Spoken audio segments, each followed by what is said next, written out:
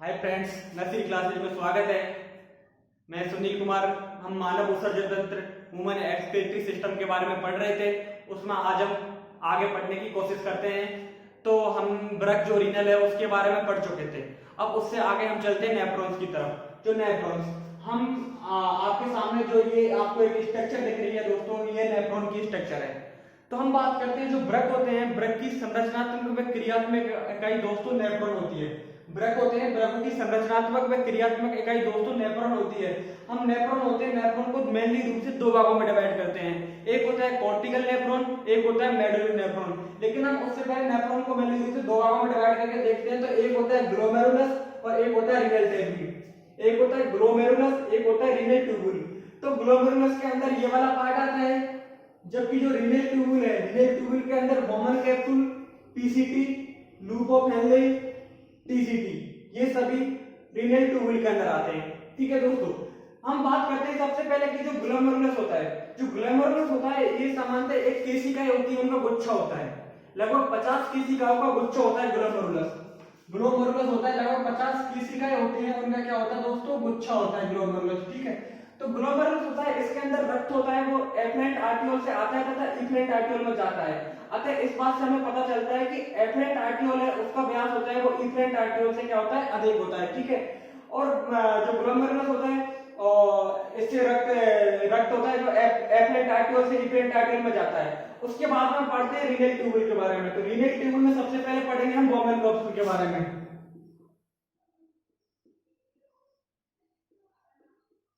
Bowman capsule के बारे में सबसे पहले बात करते हैं कि बॉमन कैप्सूल एक दोहरी भित्तियुक्त संरचना होती है।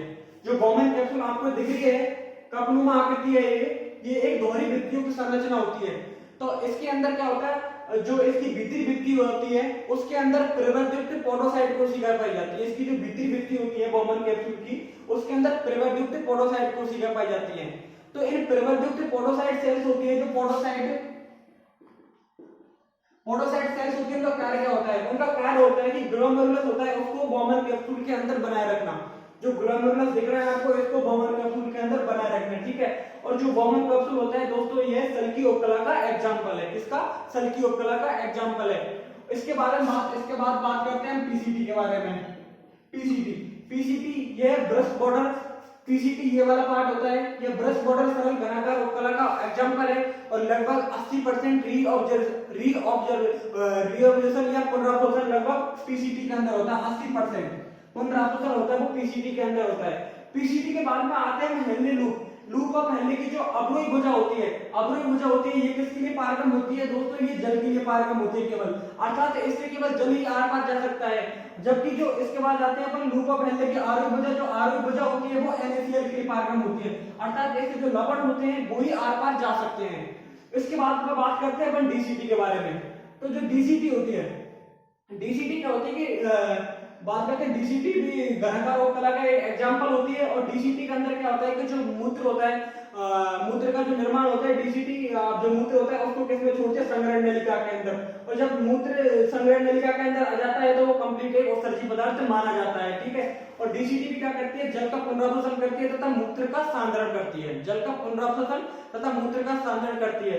ये NaCl तथा जल दोनों का क्या करती है, पुनरावशोषण करती है। जबकि लूप ऑफ हेनले होती है, लूप ऑफ हेनले क्या करती है, जल का पुनरावशोषण करती है तथा मूत्र का सांद्रण करती है।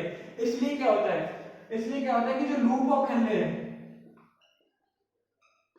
वो क्या होता है कि जो रेगिस्तानी जंतु होते हैं उनके अंदर अधिक लंबी होती है। उसका रीजन दोस्तों यह होता है कि जो लूप ऑफ हेनले होता है इसका मुख्य कार्य क्या होता है, जल का अवशोषण करना, जल का पुनरावशोषण करना तथा मूत्र को सांद्रित करना। तो मूत्र को सांद्रित करना मतलब मूत्र के अंदर से भी जल को और एब्जॉर्ब कर रहे हैं, मूत्र के अंदर जल की मात्रा बहुत कम है। तो जो रेगिस्तानी जंतु हैं जैसे ऊंट वगैरह हैं, तो उनके अंदर क्या होता है, जल वो ऐसे एरिया के अंदर रहते हैं जहां पर जल की बहुत कमी होती है, तो वो जल को अपनी बॉडी के अंदर संग्रहित रखते हैं या संचित रखते हैं। तो उनके अंदर क्या होता है कि लूप ऑफ हेनले होता है वो अधिक लंबा होता है, क्योंकि ये जल के पुनरावशोषण तथा मूत्र का सांद्रण करने में मदद करती है, या उसका मेन कार्य यही है। ठीक है, तो हमने बात की थी ग्लोमेरुलस के बारे में और रीनल ट्यूब्यूल के बारे में। तो ग्लोमेरुलस 50 केजी का गुच्छा होता है, लगभग बॉमन कैप्सूल के बारे में पढ़ी थी अपन ने, PCT, loop of Henle, DCT और संग्रहण नलिका। एक्चुअली हम बात करते हैं संग्रहण नलिका के बारे में। तो संग्रहण नलिका होती है वो एक्चुअल में क्या करते हैं दोस्तों, वो नेफ्रॉन्स का पार्ट नहीं होती है। जो संग्रहण नलिका होती है वो नेफ्रॉन्स का पार्ट नहीं होती है। ये सिर्फ एडीएच हार्मोन की उपस्थिति होने पर क्या करती है, जल के लिए पारगम होती है, जल का अवशोषण करती है, सिर्फ एडीएच हार्मोन की प्रेजेंट में। ठीक है दोस्तों, और जब संग्रहण नलिका के अंदर मूत्र जो भी औषधि पदार्थ आते हैं तो उसको क्या माना जाता है, मूत्र माना जाता है। ठीक है, आप एक बार इसका स्क्रीनशॉट लीजिए, फिर आगे का पढ़ते हैं। ठीक है,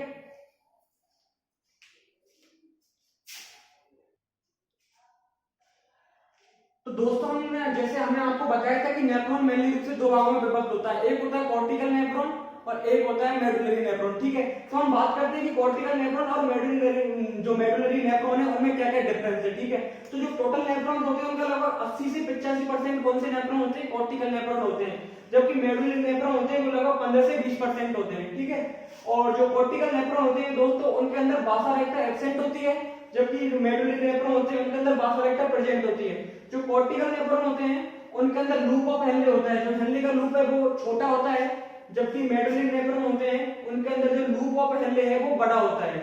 हम बात करते हैं कि कॉर्टिकल नेफ्रॉन के अंदर क्या क्या आते हैं और मेडुलरी नेफ्रॉन के अंदर क्या क्या आते हैं। इसके अलावा एक और इंपॉर्टेंट चीज है जो हमें ध्यान रखनी है, वो क्या होती है कि कॉर्टिकल नेफ्रॉन है इनके अंदर जो काउंटर करंट मैकेनिज्म है, काउंटर करंट सिस्टम है वो एब्सेंट होता है, जबकि मेडुलरी नेफ्रॉन के अंदर प्रेजेंट होता है। ठीक है, अब कॉर्टिकल नेफ्रॉन के अंदर कौन कौन से पार्ट आते हैं, तो afferent arteriole, efferent arteriole, glomerulus, Bowman capsule, PCT, DCT, ये सभी किसके अंदर आते हैं दोस्तों, कॉर्टिकल नेफ्रॉन के अंदर आते हैं। जबकि मेडुलरी नेफ्रॉन के अंदर लूप ऑफ हेनले, परिनलिका का केशिका जाल, बासा रेक्टा, संग्रहण नलिका और बेलिनी की नलिका, ये सभी मेडुलरी नेफ्रॉन के अंदर आते हैं। ठीक है, तो सबसे इंपॉर्टेंट कहता है कि कॉर्टिकल नेफ्रॉन के अंदर कौन कौन से पार्ट आते हैं, जबकि मेडुलरी नेफ्रॉन के अंदर कौन कौन से पार्ट आते हैं। ठीक है, अब हम बात करते हैं कि मूत्र निर्माण का पथ क्या होता है। उससे कई बार हमारे नीट या कोई भी कॉम्पिटिटिव एग्जाम है उसके अंदर क्वेश्चन पूछ लिया जाता है, तो उसके बारे में हम बात करते हैं। ठीक है, कि मूत्र निर्माण उसका पथ क्या होता है या उसका पाथ क्या होता है। ठीक है दोस्तों, सबसे पहले दोस्तों जो नेफ्रॉन है, नेफ्रॉन के अंदर मूत्र का निर्माण होता है, नेफ्रॉन से जाता है दोस्तों संग्रहण नलिका के अंदर मूत्र, संग्रहण नलिका से दोस्तों मूत्र जाता है बेलिनी की नलिका, बेलिनी की नलिका से दोस्तों मूत्र जाता है रीनल पेपिला, रीनल पेपिला से मूत्र जाता है दोस्तों माइनर कैलेक्स, माइनर कैलेक्स से जाता है दोस्तों मेजर कैलेक्स, मेजर कैलेक्स से जाता है दोस्तों रीनल पेल्विस, रीनल पेल्विस से दोस्तों जाता है यूरेटर में, यूरेटर से जाता है दोस्तों ब्लैडर में, ब्लैडर से जाता है दोस्तों यूरेथ्रा के अंदर। ठीक है, तो ये दोस्तों मूत्र निर्माण का पथ होता है, ये मूत्र निर्माण होता है उसका पथ होता है, मूत्र किस प्रकार से जाता है और फिर किस प्रकार से यूरेथ्रा से बाहर निकलता है, उसका सारा प्रोसेस ये होता है मूत्र निर्माण का। ठीक है, तो हमें ये याद रखना ही पड़ेगा कि नेफ्रॉन, नेफ्रॉन से संग्रहण नलिका, संग्रहण नलिका से बेलिनी की नलिका, बेलिनी की नलिका से रेनल पेपिला, रेनल पेपिला से माइनर कैलेक्स, माइनर कैलेक्स से मेजर कैलेक्स, मेजर कैलेक्स से रीनल पेल्विस, रीनल पेल्विस से यूरेटर, और यूरेटर से ब्लैडर और ब्लैडर से यूरेथ्रा के अंदर मूत्र का प्रवाह होता है। तो ये क्या होता है दोस्तों, मूत्र निर्माण का पथ होता है। ठीक है, अब हम बात करते हैं ब्लड सप्लाई के बारे में बात करेंगे। ठीक है, तो पहले आप इसका एक बार स्क्रीनशॉट ले लीजिए, फिर हम ब्लड सप्लाई के बारे में बात करते हैं।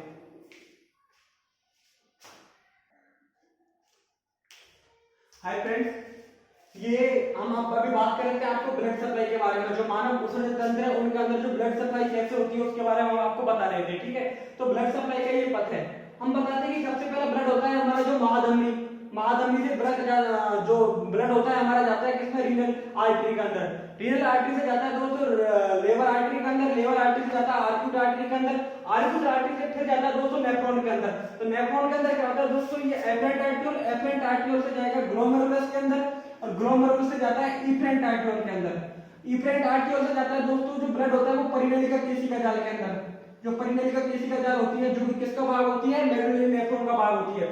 परिनलिका केशिका जाल से जाता है आर्क्यूट वेन में, आर्क्यूट वेन से जाता है लिवर वेन के अंदर, और लिवर वेन के अंदर से जाता है रीनल वेन।